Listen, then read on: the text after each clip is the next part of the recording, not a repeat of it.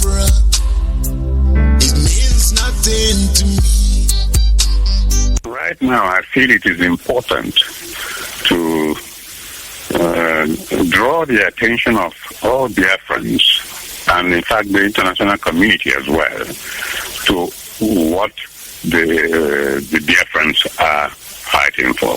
That is the restoration of the Republic of Biafra. The series of injustice perpetrated against the people of Biafra was initiated by a mercenary soldier working on behalf of the British government. His name was Frederick Lugard.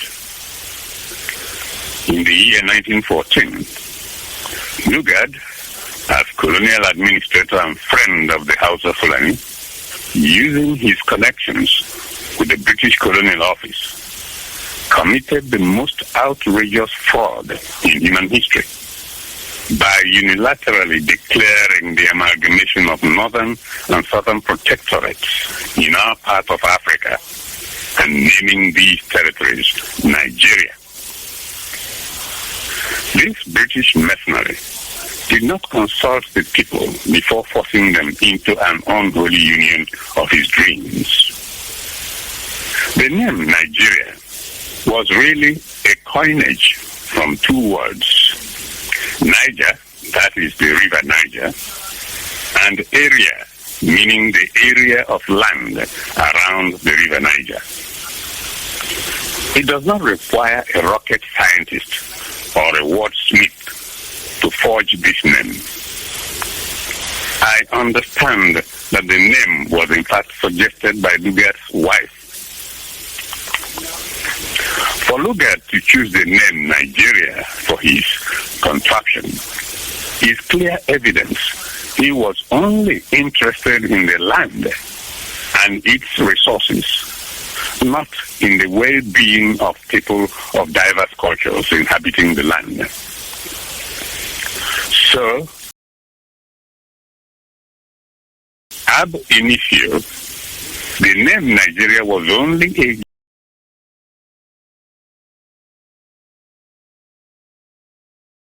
geographical description without any cultural or historical content, and has remained so up till today. For even Lugard himself described the North and the South as oil and water that can never mix.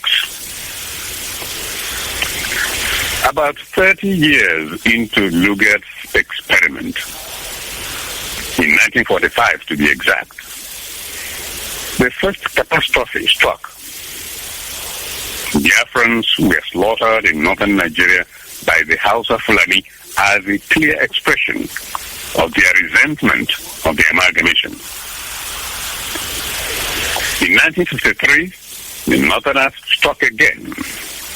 Once more, Biafrans were the victims. The Nigerian census of 1956 was rigged in favor of the Northerners by their British friends, who inflated the population figures for the North to the detriment of the South. The pre-independence federal elections were similarly rigged by the departing British colonial administrators to benefit the North against the South. It was not therefore surprising that a few years after independence, Nigeria descended into anarchy and chaos. This time again, Biafrans were the target, chased away from all over Nigeria, as hundreds of thousands of them were murdered in northern Nigeria. In May, July, August, September, and October 1966, Biafrans were hounded and massacred all over northern Nigeria by the House of Fulani shouting Araba, Araba, meaning secession. The bruised and battered Biafrans returned to the safety of their homeland to nurse their wounds, abandoned by the federal government of the country to which they were supposed to belong. A national conference was held in Aburi, Ghana, under the chairmanship of General Ankara, the Ghanaian head of state. Far-reaching agreements aimed at keeping Nigeria together were concluded between General Yakubu Gowon, representing Nigeria, and General Chukwuemeka Odenigbo representing the people of Biafra.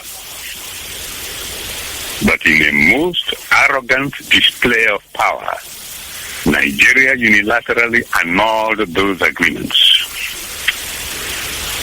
The Biafrans had no other choice but to declare their independence on May 30, 1967. Instead of allowing Biafrans to nurse their wounds in the peace of their homeland, Nigeria, propelled by sheer hatred and arrogance of power, declared a war of aggression against the beleaguered Biafrans. Nigeria wanted the land of Biafra without the people of Biafra, and conducted a 3-year genocidal war to achieve that purpose. At the end of it all, about 3.5 million Biafran men, women, and children were killed in their homeland. I have never read anywhere that people of different cultures and religions had been forced to unite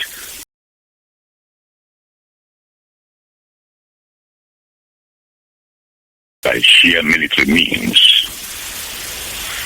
The American Civil War was a unique case. Prior to that war, all the states had voluntarily consented to join the Union after a gruesome war of independence against the British. But when the southern states refused to give up slavery and decided instead to secede from the Union, the northern states, led by Abraham Lincoln, took up arms against the South as a matter of principle. The North believed that since all men were created equal, it was unjust for people to own slaves as private property. The American Civil War was not in reality to unite the country, but a war in defense of human rights to life, liberty, and pursuit of happiness. In its genocidal enterprise, Nigeria obtained the ready military and diplomatic assistance of Britain, the former Soviet Union, Spain, the then Organization of African Unity led by the former Ethiopian head of state, Emperor Haile Selassie, the non-aligned nations led by President Tito of former Yugoslavia, and the United Nations Organization led by U Thant. The lie being bandied about by Britain and Nigeria was that if Biafra was allowed to secede from Nigeria, the whole of Africa would be afflicted by the disease of secession. Shamelessly, the so-called civilized world colluded with Nigeria in the massacre of millions of Biafran men, women, and children. The principle of human rights was thrown to the winds. Biafra was strangled by overwhelming military force, diplomatic fraud, and starvation. Even Christian charity organizations and the International Red Cross were dissuaded and frustrated by Britain and Nigeria from delivering urgently needed food materials and medicine, which would have saved lives. Whether we believe it or not, there is a great being who is in control of events on earth. Some refer to him as Karma. We call him God.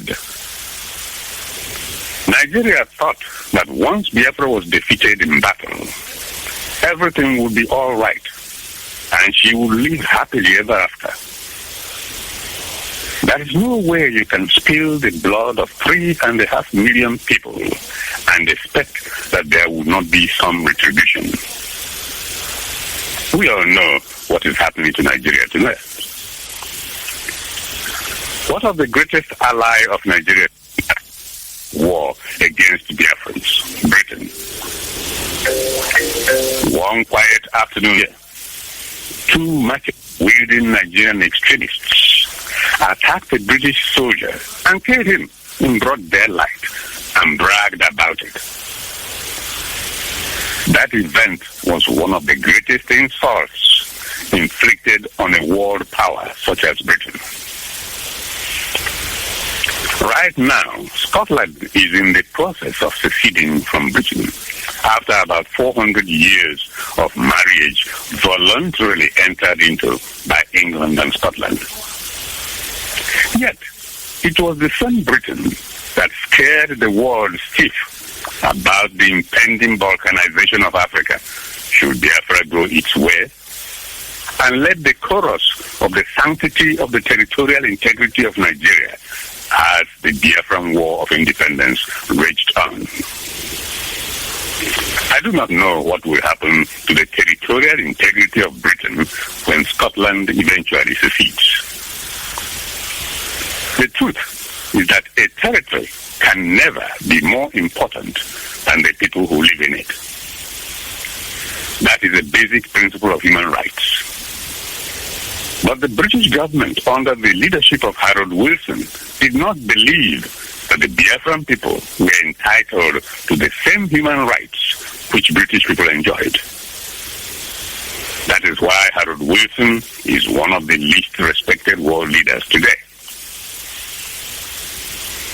As leader of the Organization for African Unity, Emperor Haile Selassie of Ethiopia campaigned against the existence of Biafra because he believed that if he was allowed to exist, the province of Eritrea, which was then part of Ethiopia, would secede. But in spite of Haile Selassie, Eritrea is now an independent nation. What about President Tito of Yugoslavia? As leader of the non-aligned nations, President Tito campaigned against Biafra because he feared that his country would break if Biafra were allowed to exist. Where is Yugoslavia today? In the dustbin of history. Out of the ashes of Yugoslavia emerged 4 or 5 countries in spite of President Tito.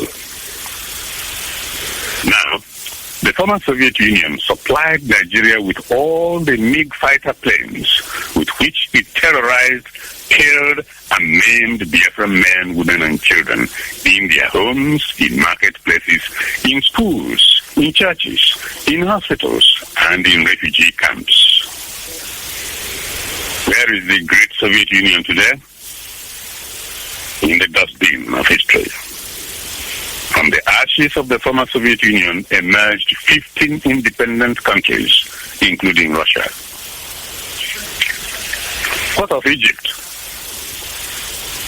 While it was not clear whether the Egyptian government cooperated with Nigeria during its war against Biafra, it was common knowledge that Egyptian pilots were responsible for the indiscriminate bombing and strafing of civilian targets that accounted for the loss of thousands of lives. They were probably mercenaries who did not want to risk their lives and therefore avoided raiding the war fronts. Since they must discharge their bombs and kill some people, they frequently went for soft targets, such as markets, schools, and hospitals. After all, they knew they were engaged in a war of extermination anywhere, and the civilized world was behind it. See what is happening in Egypt today. Not so good. By contrast, the 5 countries that recognized Biafra, namely Tanzania, Zambia, Gabon, Ivory Coast, and Haiti, have enjoyed peace and stability till today. Their heads of state at the time of the Biafran saga, namely Dr. Marimu Julius Nyerere, Dr. Kenneth Kaunda, Mr. Omar Bongo, Mr. Ufe Boigny, and Papa Doc, Francois Duvalier, were some of the most respected statesmen in the world. Tanzania has not disintegrated, even though it is a union between mainland Tanganyika and the island of Zanzibar off the coast of East Africa. A union voluntarily agreed by the two entities without a land border, but with strong cultural and historical ties. Where was the United Nations Organization on the blight that was Biafra? Missing in action. The world body never for once had testimony from the Biafran people. It listened only to Nigeria because Britain, as a permanent member of the Security Council, thwarted all effort by Biafra to present her case to the world, and by implication, deceived the United States on the issue of Biafra. It is now time for Nigeria to pay its debt to history. It is the wish of everybody concerned that Nigeria should disappear peacefully, letting the component parts go their ways after 100 years of an unholy marriage that has refused to work. Or Nigeria may choose to die a violent death. This would make no sense, since too many lives have already been lost, and the land is soaked in blood. Since all things made by mortal man must perish, so shall Nigeria, made by Frederick Lugard and his wife, cease to exist. And from its ashes, the Republic rebels. The case of India, Pakistan, and Bangladesh is one worthy of emulation. So also are the cases of former Czechoslovakia, former Yugoslavia, Ethiopia and Eritrea, as well as Sudan and Southern Sudan. Thomas Jefferson, writing the American Declaration of Independence, said, and I quote, "When in the course of human events it becomes necessary for one people to dissolve the political bands which have connected them with another, and to assume among the powers of the earth the separate and equal station to which the laws of nature and of nature's God entitle them, a decent respect to the opinions of mankind requires that they should declare the causes which impel them to the separation.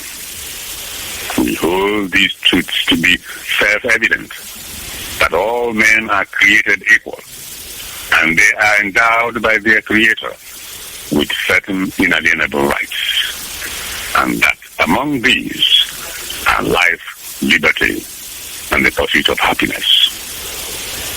This idea goes back to Athens of the 5th century BC, when Socrates spoke of a law of God respected by all, barbarian and Greek alike, or in the Antigone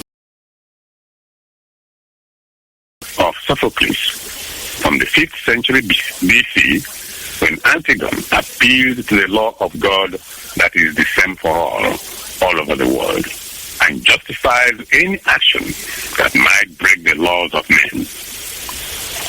Cicero defined natural law in his works of moral values as the law of God revealed in the reason of his universe. It is one law, valid in all places and in all times. It will be the same in Athens and in Rome and in every future nation to come. For that law rests with God, and there are consequences for breaking the law of God. I hope the United Nations will be alive to its responsibility this time around, and that the international community will stop playing games with African lives. The loss of 3.5 million Biafran lives can never be in vain. That would run counter to the principles of natural justice, laws of nature and of nature's God. The people of Biafra have waited all these years for reason and common sense to prevail, for justice to be done, so that old and current wounds can start to heal, and the spirits of 3.5 million Biafra men, women, and children can start to rest in peace.